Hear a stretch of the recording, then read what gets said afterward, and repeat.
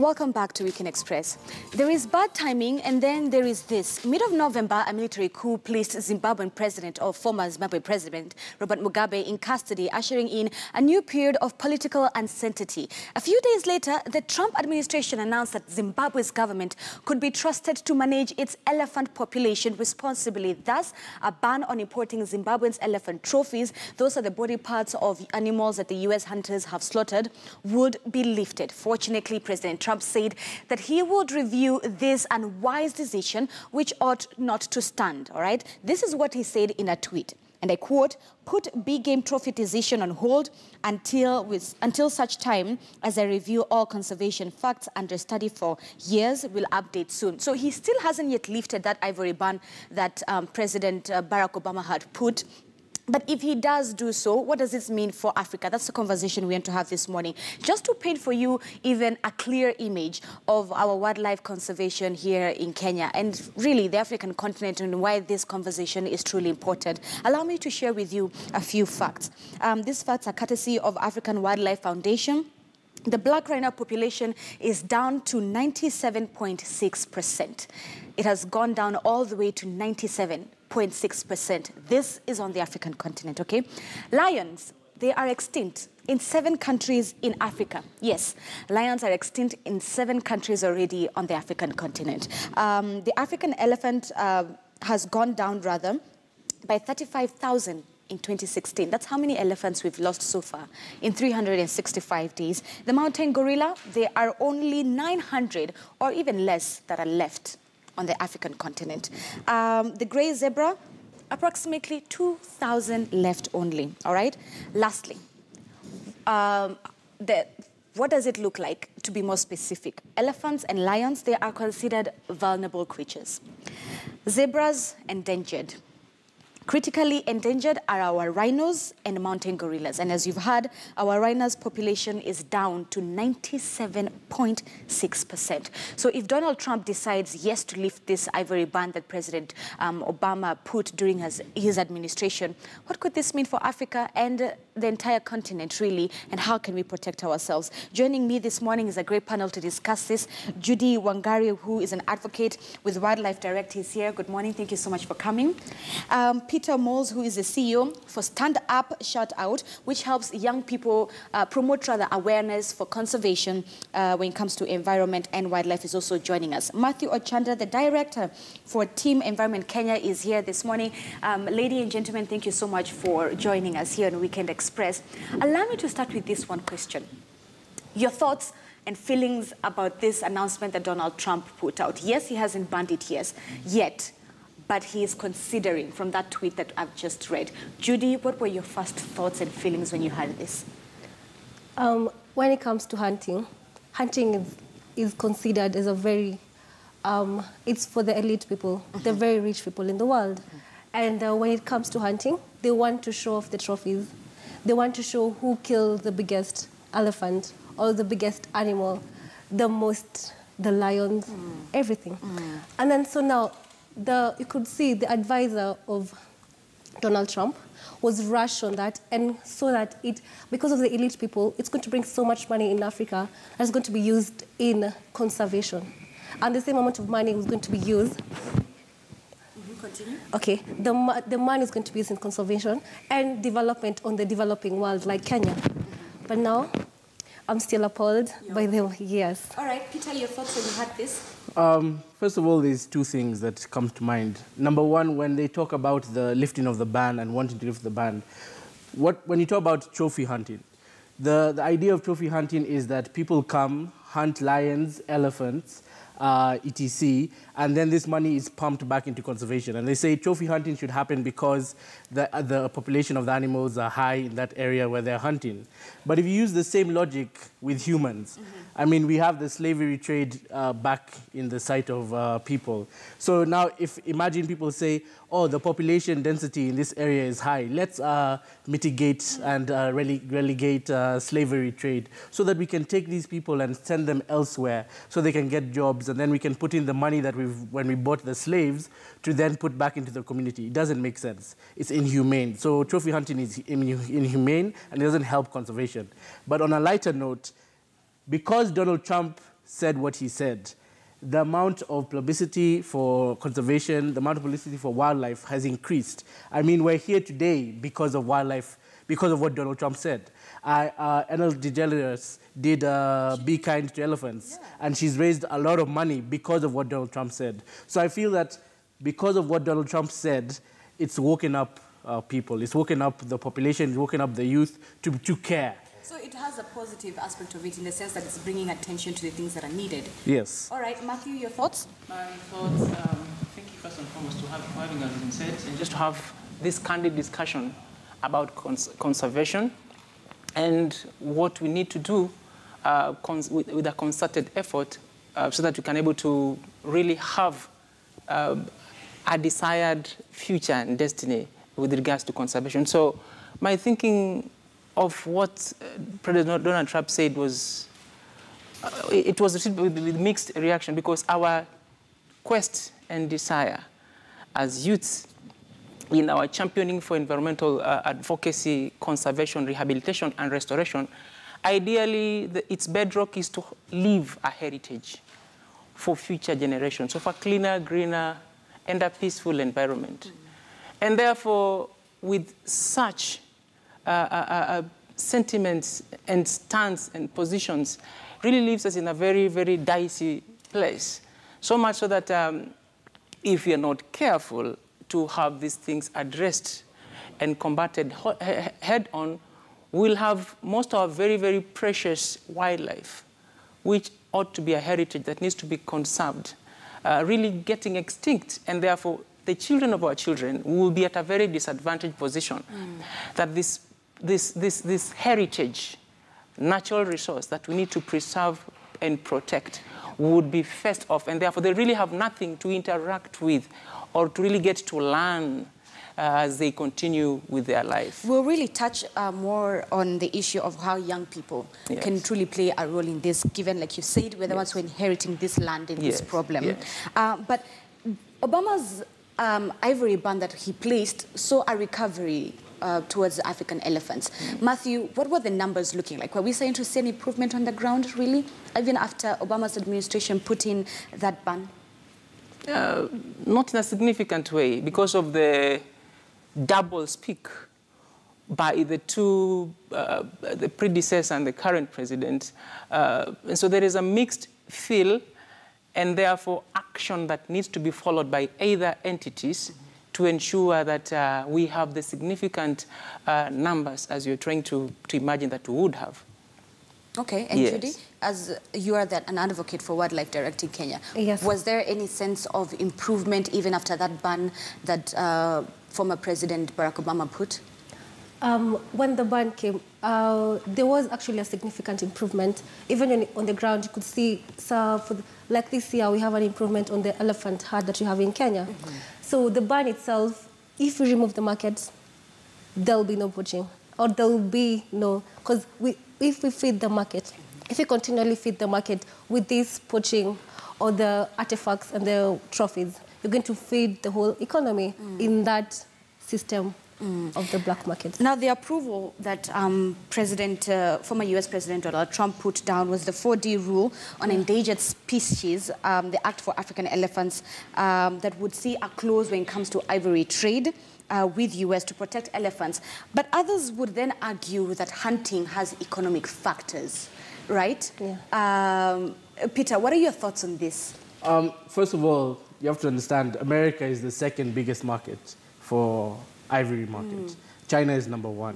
So when Barack Obama, the former president, did put the ban, it did have a significant effect because, like you said, if there is no demand for ivory, if there's no market, then poaching will decrease, and poaching has decreased. Now, when we look at the economic factor, like I just said very clearly, when you talk about trophy hunting, trophy hunters call themselves conservationists because they say they come, they kill the elephants and the animals, and then they pump the money back into conservation. But as we know, with transparency and corruption, that money doesn't really trickle down to conservation efforts. And like I said, it's the same thing if you see a dense population of humans and you say, oh, because there's so many humans, we should just distribute them around the world. So we should do slave trade, and we should buy these humans and then pump the money back to the community. That's the same thinking that hunters hunters have. They're going to kill the animals, pump the money back into the community. It's just a mask. It doesn't make sense. Yes, Judy. Yes, and also on the same thing, they also have this notion that we have so many elephants in Africa. We need to shoot a bit of them to control the population. But then again, if we do that, don't you think that they can launder the ivory? They use the same ones that they can, like you see when you have what you have in South Africa, where you can hunt the rhinos. What has happened to the same? You see, actually you can see the trade in rhino horns have actually increased in Africa. So actually you can see the ripple effect coming all the way to Kenya and it's all the way down in South Africa. So it's something that is being felt in the entire continent. Matthew, you were nodding as Peter was talking in regards to hunters would want to be seen as conservationists, which is really then just a mask. I would dispute strongly that allege and that reference to themselves as conservation, because conservation is about really protecting that which you deem fit. For instance, for the predators, the animals in our parks, our wild animals that prey on one another, they help in balancing the ecosystem. And most of them that I know of, except for the hyenas, they don't feed on carcass. And so my question is, as you shoot down this rhino or elephant, just for its task or husk, for instance, for its trophy, I mean, what remains of the animal itself? And I would really want not to agree in any bit to that which they are doing. And I will tell you for a fact that the monies that is generated, quote unquote, from such practices benefit the elite. You realize the tourism industry and the wildlife industry entity has employed numerous of people, from game rangers. We have youth groups that are out to protect our wildlife, that are not necessarily employed by government, but they really are conservationists that I would want to identify myself with. And so it is a huge industry, and tourism, we are great beneficiaries of it as a country. And therefore, my thinking is that this money, whereas it may seem to be good and coming, and its benefits, it ends up with very few. And the people that stand disadvantaged are the youths and generations after us. So, Peter, then we would argue then that this doesn't help the lower income groups, especially where the sort of the people within a certain area, e.g. be it the Mara, the Maasai's around there, at the end of the day, it still doesn't even benefit them. The money doesn't even truly come back to that same society to do things that would help that specific community grow. Well, you see, the issue is, when you come and pay me thousands of dollars to kill elephants in my conservancy, is there transparency in that money, and is it going back to conservation or is it going into someone's pocket? But regardless of even has there trickle effect when the money and the economic value, the moment that we're killing elephants and rhinos and any lions and using the trophies and selling the trophies and taking the trophies and trading the trophies, we are then fueling the ivory trade. We are then putting in the supply in the ivory trade. And the thing is, how do you distinguish between illegal trade and legal trade? You're right. And that is the main issue. Shouldn't hunting in itself just be illegal as well? Yes, hunting should be illegal. But the thing is, each country has its sovereign rights. And so hence, we as Africans and we as Kenyans have to protect our sovereign right. If Donald Trump does lift the ban, then it's up to us to make sure that it doesn't affect. Speaking of protecting ourselves, Judy, what can we do as Kenya, as the African continent, to do this, to set up certain measures that really protect our wildlife? Okay, Kenya actually banned the practice for hunting in 1978. And you can see it has continually been upheld by our citizens themselves. We can see lobbies to have the youth, you have the children, who have continually lobbied for the same. And also, Kenya has been voted as the best person in terms of these things and conservation. We have the best wildlife, we have everything. So I think Kenya, as right now, we are in the front line. We have the best laws in the world when it comes to trafficking illegal wildlife. So what I know we actually okay, but we should just continue the enforcement and making sure that all the laws have been upheld at every point of entry, every point in all borders. Peter. But you see, now the issue is our wildlife is not limited to a prison. Our wildlife roam East Africa.